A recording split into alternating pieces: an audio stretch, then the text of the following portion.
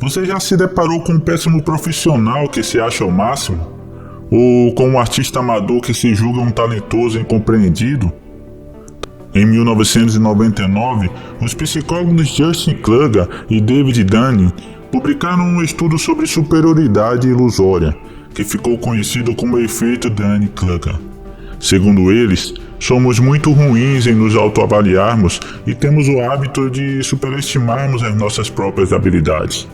Para ajudar a visualizarmos como isso acontece, vejamos o exemplo a seguir. Este aqui é o Marcos. Marcos é um fotógrafo amador. E esta parte azul representa o quanto ele sabe sobre fotografias. A parte vermelha é o que ele pensa sobre o quanto ainda há para se aprender sobre o assunto.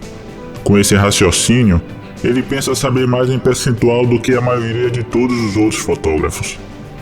Mas digamos que ele conheça o fotógrafo profissional Pedro, alguém que faz isso há 8 anos.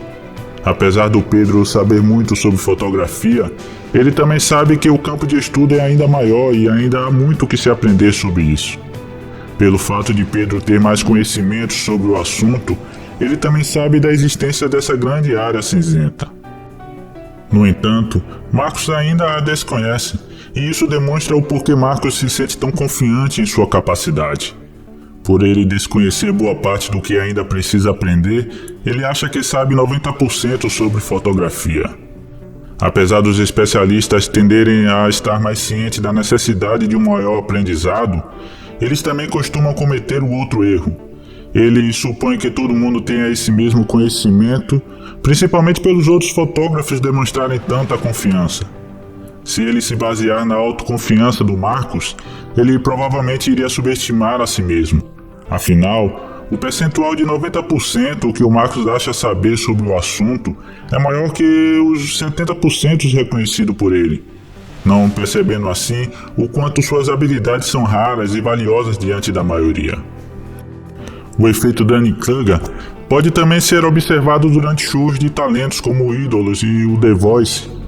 As audições são geralmente preenchidas com uma variedade de bons e maus cantores. Os que são ruins nisso quase nunca percebem o quão ruins eles realmente são, e é por isso que eles ficam genuinamente decepcionados quando são rejeitados. A verdade é que não somos muito bons em avaliar a nós mesmos com precisão. As pesquisas realizadas por Dunning-Kruger mostraram que somos capazes de desafiar a própria matemática quando o assunto são as nossas potencialidades.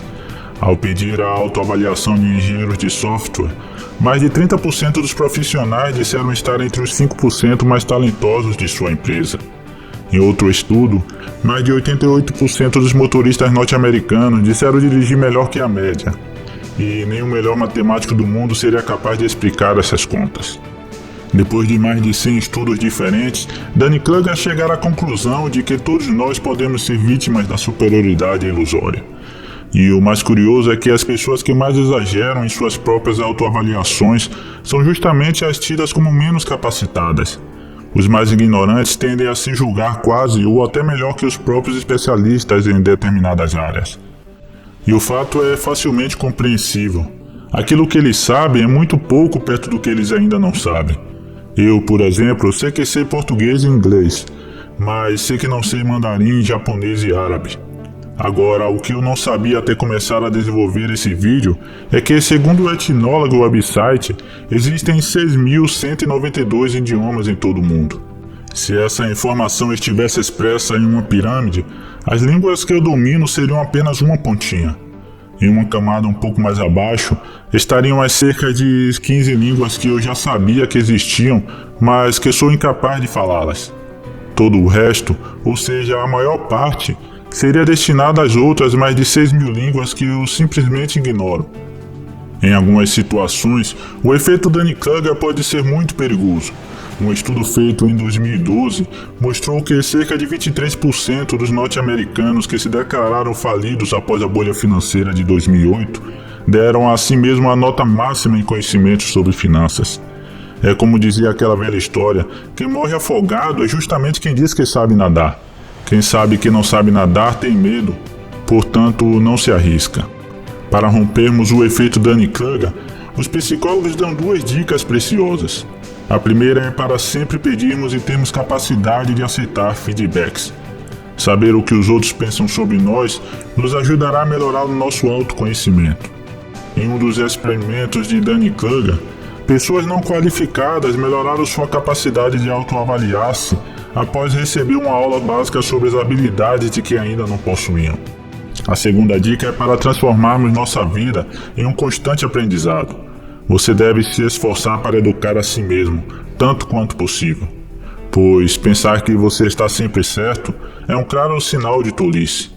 Nós precisamos sempre adotar a postura de eternos aprendizes e nunca de experts.